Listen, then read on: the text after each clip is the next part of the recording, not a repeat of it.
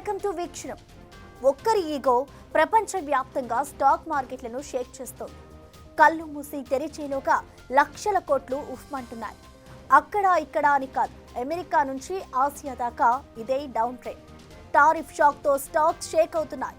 ఆర్థిక వ్యవస్థకు రిపేర్ చేస్తున్నా అని అమెరికా అధ్యక్షుడు ట్రంప్ కవర్ చేసుకుంటున్నా కథ మారట్లేదు. అమెరికన్ మార్కెట్లు షేక్ అవుతున్నా సరే పట్టిన పట్టు వీడడం లేదు. నేనింతే కఠినంగా ఉంటానంటున్నారు.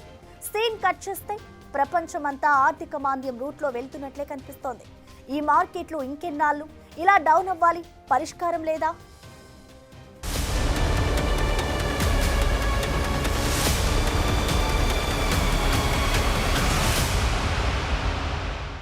ట్రంప్ టారిఫ్ బాంబ్,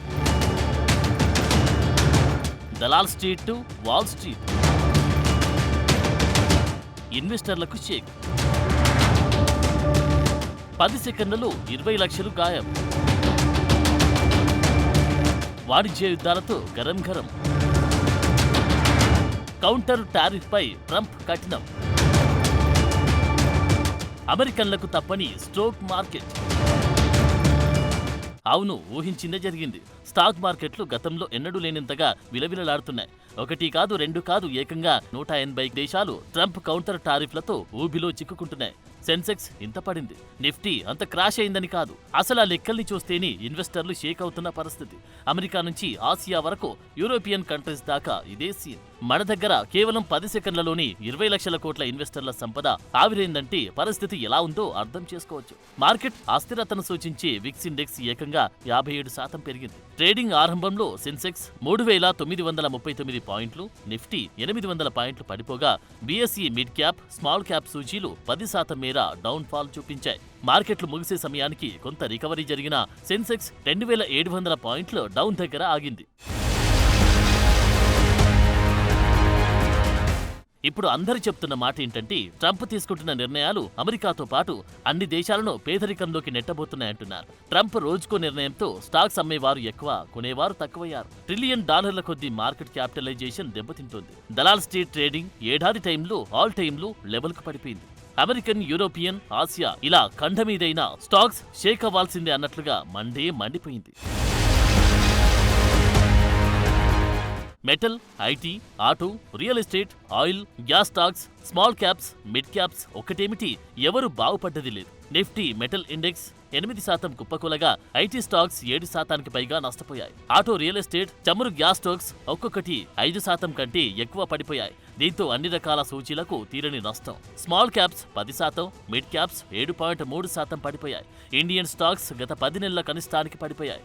భారత్ సహా అనేక దేశాలపై ట్రంప్ 10% నుంచి 50% వరకు రివెంజ్ టారిఫ్లను పెంచిన తర్వాత మార్కెట్లలో షేకింగ్ మొదలైంది.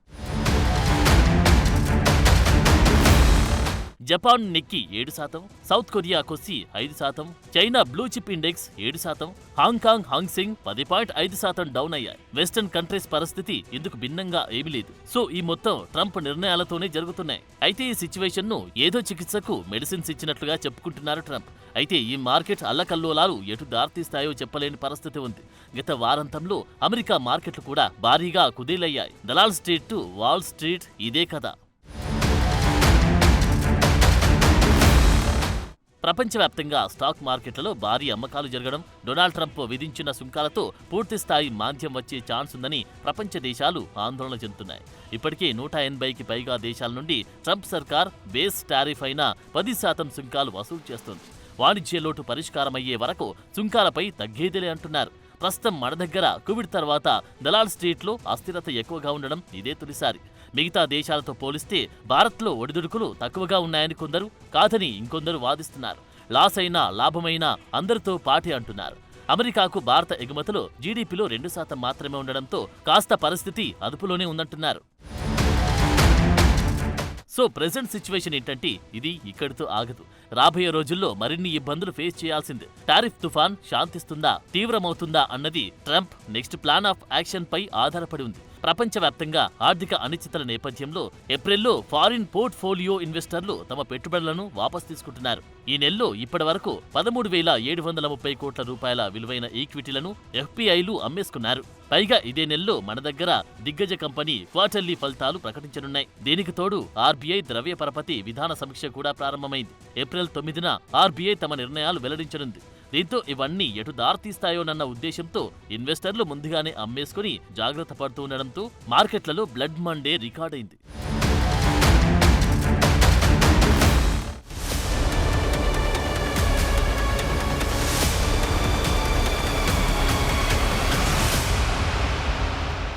ఇప్పుడు మార్కెట్ల డౌన్ ట్రెండ్ చూస్తుంటే ఈ పరిణామం ఎటు దారి తీస్తుందో కూడా చెప్పలేని పరిస్థితి. అన్ని వేళ్లు ప్రపంచ ఆర్థిక మాంద్యం వైపు చూపిస్తున్నాయి. మరోవైపు ఇన్వెస్ట్మెంట్ల విషయంలో వాచ్ అండ్ వెయిట్ విధానమే బెటర్ అంటున్నారు. కొందరైతే 1987 బ్లాక్ మండేను గుర్తు చేస్తున్నారు.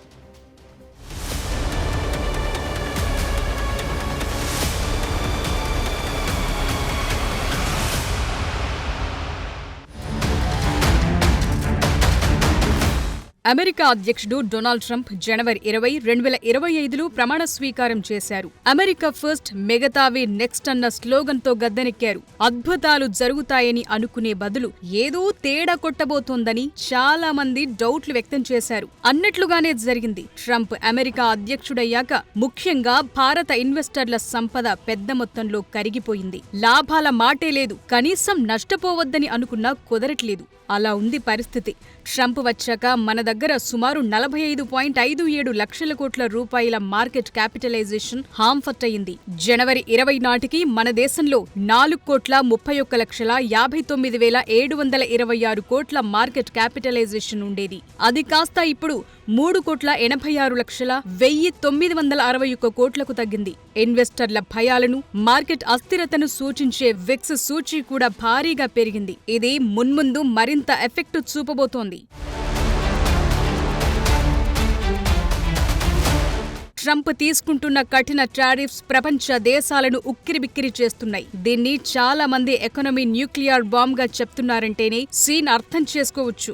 ఇది స్టాక్ మార్కెట్లకే పరిమితమైన విషయం కాదు. ట్రంప్ చర్యలతో ప్రపంచమంతా ఆర్థిక మాంద్యం వైపు వెళ్లబోతోందా అంటే అవునన్న సమాధానాలు, భయాలు కలుగుతున్నాయి. అమెరికాతో పాటు ప్రపంచ వ్యాప్తంగా ఆర్థిక మాంద్యం నెలకొనే ఛాన్సెస్ ను జేపీ మార్గాన్ 40% నుంచి 60% పెంచింది. అటు గోల్డ్మన్ సాక్స్ గ్రూప్ కూడా రివెంజ్ టారిఫ్స్ ప్రకటన తరువాత రెసెషన్ వచ్చే ఛాన్సెస్ ను 35% నుంచి 45% పెంచారు.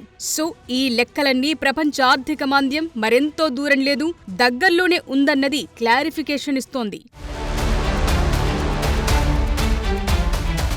అటు రెడ్ మండే మార్కెట్ సెషన్లో రూపాయి విలువ డాలర్తో పోలిస్తే 19 పైసలు తగ్గి 85.63కు చేరింది. ప్రపంచ వాణిజ్య యుద్ధం తీవ్రమై అమెరికా, చైనా పరస్పరం భారీ మొత్తంలో రివెంజ్ ట్యాక్సులు విధించుకుంటుండటంతో ఈ పరిస్థితి తలెత్తింది. ట్రంప్ ఏదో చేయబోయి ఏదో చేస్తున్నారా అంటే అవునన్న సమాధానమే వస్తోంది. అందుకే అమెరికాలోనూ నిరసనలు పెరుగుతున్నాయి. ట్రంప్ ప్రారంభించిన వాణిజ్య యుద్ధం దెబ్బకు సోమవారం ప్రపంచంలోని ప్రధాన సూచీల్లో ఒక్కటి కూడా లాభాల్లో లేదంటే సీన్ ఎలా నడిచిందో చూడొచ్చు. దాదాపు 90 దేశాలపై ట్రంప్ భారీగా ప్రతీకార పన్నులు విధించడంతో ఇన్వెస్టర్లు షేక్ అవుతున్నారు. America market analyst Jim Cramer 1987 Black Monday మళ్లీ రిపీట్ అవుతుందని కామెంట్ చేయడంతో ఇన్వెస్టర్లు ఉలిక్కిపడ్డారు. ట్రంప్ తక్షణమే చర్చలకు సిద్ధంగా ఉన్న దేశాలతో చర్చలు జరిపి ప్రతీకార పన్నులను తొలగించాలని కోరారు. రూల్స్ పాటించే కంపెనీలకు రిలీఫ్ ఇవ్వకపోతే అమెరికన్ కంపెనీలకు, ఇన్వెస్టర్లకు నష్టాలు తప్పవన్నారు. ప్రపంచవ్యాప్తంగా 1987 అక్టోబర్ 19న బ్లాక్ మండేగా చెప్తారు. ఆ ఒక్కరోజే అమెరికా మార్కెట్లలో బ్లడ్ బాత్ కనిపించింది. ఆ ఎఫెక్ట్ తో ఆస్ట్రేలియా, ఆసియా, యూరప్ మార్కెట్లు విలవిల్లాడిపోయాయి. అలా మార్కెట్ల పతనం నెల రోజులు కొనసాగింది. ప్రపంచంలోని అన్ని ప్రధాన మార్కెట్లు ఈ సమయంలో 20% విలువ కోల్పోయాయి. మార్కెట్ పరిస్థితులపై ఆరెంజ్ మండే మీమ్స్ సోషల్ మీడియాలో వెల్లువెత్తాయి. ఫ్యూచర్లో మరో రెడ్ మండే ఉంటుందన్నది అస్సలు మ్యాటర్.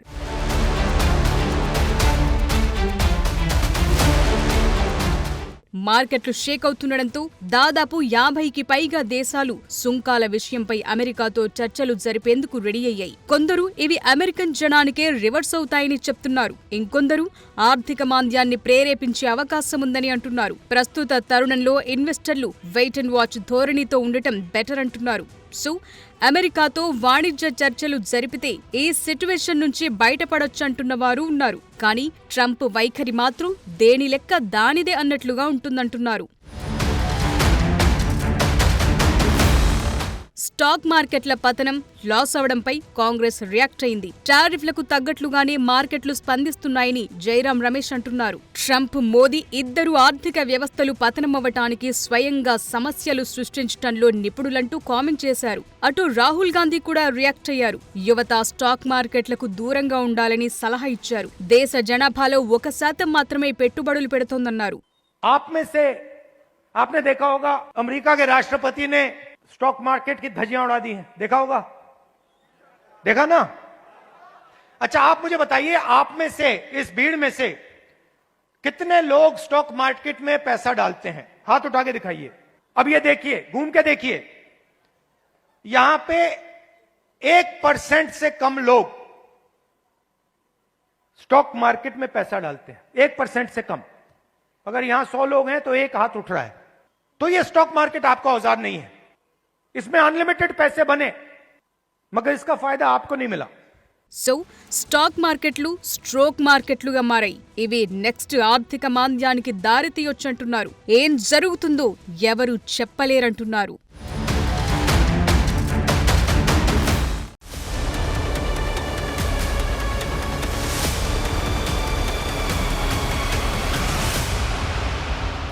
సో ఈ స్టాక్ మార్కెట్ల ప్రయాణం ఏ తీరానికి చేరుతుందో ఇప్పుడే చెప్పలేం. ట్రంప్ అమెరికా అధ్యక్షుడయ్యాక లాభాలైతే కనుచూపు మేరలో కనిపించడం లేదు. నష్ట తీవ్రత కాస్త ఆర్థిక మాంద్యానికి, మార్కెట్లు కుప్పకూలడానికి దారి తీస్తాయా అన్న భయాలు పెరుగుతున్నాయి. For more videos like this, subscribe Big TV channel.